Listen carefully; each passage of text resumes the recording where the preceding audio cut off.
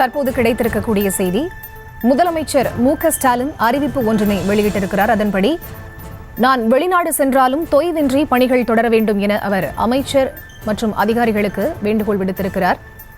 அண்மை செய்திகளாக பார்த்து வருகிறோம். தமிழ்நாட்டில் எந்த ஒரு பணியும் தடைபடாமல் நடைபெறுகிறது என மக்கள் பேச வேண்டும் என முதலமைச்சர் மு.க.ஸ்டாலின் அமைச்சர்கள் மற்றும் அதிகாரிகளுக்கு இந்த வலியுறுத்தலை முன்வைத்திருக்கிறார். நான் வெளிநாடு சென்றாலும் எந்த பணிகளும் தடையின்றி தொடர வேண்டும் எனவும் அமைச்சர்கள் மற்றும் அதிகாரிகளுக்கு முதலமைச்சர் மு.க.ஸ்டாலின் அறிவுறுத்தியிருக்கிறார். தமிழ்நாட்டில் எந்த ஒரு பணியும் தடைபடாமல் நடைபெறுகிறது என மக்கள் பேச வேண்டும் எனவும் அவர் வலியுறுத்தியிருக்கிறார். இது தொடர்பான முழுமையான விவரங்களோடு இணைகிறார் எமது செய்தியாளர் பாரி கார்த்திக். அவரிடம் பேசலாம்.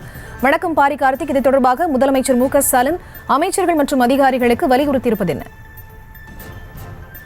வணக்கம். இந்த இனம் தமிழ்நாடு முதலமைச்சர் திரு மு.க.ஸ்டாலின் அவர்கள் அமெரிக்கா பயணம் மேற்கொள்ள இருக்கிறார். பல்வேறு உலக தொழில் முனைவோர்களை சந்தித்து தமிழகத்திற்கு தொழில்துறை ஆதாரத்தை ஈர்க்கும் வகையில் தற்போது இந்த பயணமானது அமையும் என்றும் எதிர்பார்க்கப்பட்ட நிலையில் தற்போது தொண்டர்களுக்கு ஒரு கடிதத்தை எழுதியிருக்கிறார். அந்த கடிதத்தில் கடலிருந்து சென்றாலும் கவனமுள்ளால் தமிழ்நாட்டில் தான் என்றும், தன் உயிருடன் கலந்துகளுக்கு அன்பு உடன்பிறப்புகளுக்கு உங்களில் எழுதும் முறை என்றும் தெரிவித்திருக்கிறார். மேலும் முந்தைய ஆட்சி காலத்தில் தேங்கி கிடந்த தொழில்துறையை மீட்டெடுத்து அதற்கேற்ற வகையில் முதலீடுகளை ஈர்த்து புதிய தொழில் கட்டமைப்புகள் வாயிலாக மாநிலத்தின் பரவலான அளவில் தரமான வேலை வாய்ப்புகளை உருவாக்கி தமிழ்நாட்டை பொருளாதார ரீதியாக முன்னேற்ற வேண்டும் என்ற ஒற்றை நோக்கத்தில் தான் $1 பில்லியன் அமெரிக்க டாலர் என்கின்ற பொருளாதார இலக்கை திராவிட மாடல் அரசு நிர்ணயித்து அதற்கான பணிகளை முன்னெடுப்பாகவும் சிறப்பாகவும் மேற்கொண்டு வருகிறது என்றும், அந்த முனைப்பின் தொடக்கமாகத்தான் இன்று தமிழ்நாட்டின் முதலமைச்சர் என்ற முறையில்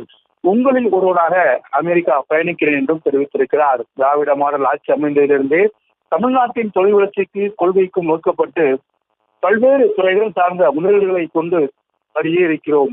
தேடி வருகின்ற முதலீடுகளைப் போலவே தேடி சென்று முதலீடுகளை ஈர்க்கும் பணியும் இன்றைய உலகளாவிய பொருளாதார சூழலில் தேவைப்படுகிறது என்றும் தெரிவித்திருக்கிறார். மேலும் கடந்த முறை ஐக்கிய அரபு அமீரகம், அதே போல சிங்கப்பூர், ஜப்பான், ஸ்பெயின் ஆகிய நாடுகளுக்கு பயணம் செய்து பல்வேறு முதலீடுகளை தமிழகத்திற்கு ஈர்த்ததையும் அவர் சுட்டிக்காட்டியிருக்கிறார். மேலும் சொன்னதை செய்வோம் என்று நம் உயிரின் தலைவர் கலைஞர் அவர்கள் ஆட்சி தந்தபடி நிர்வாக இலக்கணத்தின்படி தொழிற்சாலைகளை அமைப்பதற்கு சூழலை உருவாக்கி கொடுத்து உடனடியாக அடிக்கல் நாட்டு விழாக்களையும் அதன் தொடர்ச்சியாக பல்வேறு தொழிற்சாலைகளும் தமிழகத்தில் கொண்டு வந்திருக்கிறது என்றும் குறிப்பிட்டிருக்கும் அவர், புரிந்துணர்வு ஒப்பந்தங்கள் செய்து கொண்ட பன்னாட்டு நிறுவனங்கள் தமிழ்நாட்டில் தொடங்குவதற்கு முனைப்பாக செயல்படுவதுடன் மேலும் பல நிறுவனங்கள் தமிழ்நாட்டில் தொடங்குவதற்கு ஆர்வம் காட்டும் வகையில் முதலீட்டாளர்கள் முதல் முகவரி தமிழ்நாடு என்ற அழுத்தமான அடையாளத்தை திராவிட மாடல் அரசு வெற்றிகரமாக உருவாக்குகிறது என்றும், ஆகஸ்ட் 29 சான்பிரான்சிஸ்கோவில் நடைபெறும் முதலீட்டாளர் சந்திப்பில் பங்கேற்ற உரை நிகழ்த்துகிறது என்றும், ஆகஸ்ட் 31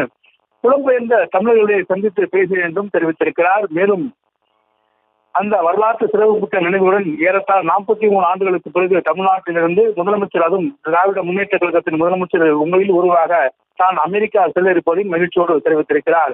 வரும் ஆகஸ்ட் 27 தொடங்கி செப்டம்பர் 14 வரையிலான இந்த தமிழ்நாட்டின் நோக்கத்தையும் தமிழ்நாட்டின் தொழில் வளர்ச்சியில் அடுத்து வரும் பல தலைமுறைகளுக்கு பயன் தருவதாக இருக்க வேண்டும் என்றும் சுட்டிக்காட்டி இருக்கும் முதலமைச்சர் அவர்கள் இந்த குறுகிய இடைவெளியில் தமிழ்நாட்டு அரசின் நிர்வாக பணிகளையும் தொய்வின்றி தொடரவும் மக்கள் நலன் சார்ந்த திராவிட மாடல் அரசு நிறைவேற்றி வரும் திட்டங்களை தொடர்ச்சியாக மக்களிடத்தில் கொண்டு போய் சேர்க்கவும் அமைச்சர்களும் அதிகாரிகளும் சிறப்பான முறையில் செயல்பட வேண்டும் என்றும் மீண்டும் வலியுறுத்தி என்றும் முதலமைச்சர் அவர்கள் தெரிவித்திருக்கிறார். மேலும் கழகத்தின் மாநில அளவிலான பொறுப்பாளர்கள், மாவட்ட கழக செயலாளர்கள் உள்ளிட்ட அனைத்து நிர்வாகிகளும் செப்டம்பர் 17ஆம் நாள் நடைபெற உள்ள கழகத்தின் பவள விழா ஆண்டின் 30 விழாவை எழுச்சியுடன் நடத்திட வேண்டும் என்றும் தெரிவித்திருக்கிறார். உங்களில் ஒருவனாக என் தோழில் ஆட்சி தலைமையை பொறுப்பேற்று தமிழ்நாட்டு மக்கள் ஏற்றி வைத்திருக்கிற மற்றொரு தொழில் கட்சி தலைமையை பொறுப்பேற்று நாம் உயிரிழந்த தலைவராம் கலைஞர் உடல்பு என ஏற்றி வைக்கிறேன் என்றும், தற்போதுடன் உங்கள் பொறுப்புகளை சுமந்தபடிதான் அமெரிக்காவுக்கு பறக்கிறேன் என்றும் தமிழ்நாடு முதலமைச்சரும் திமுக தலைவருமான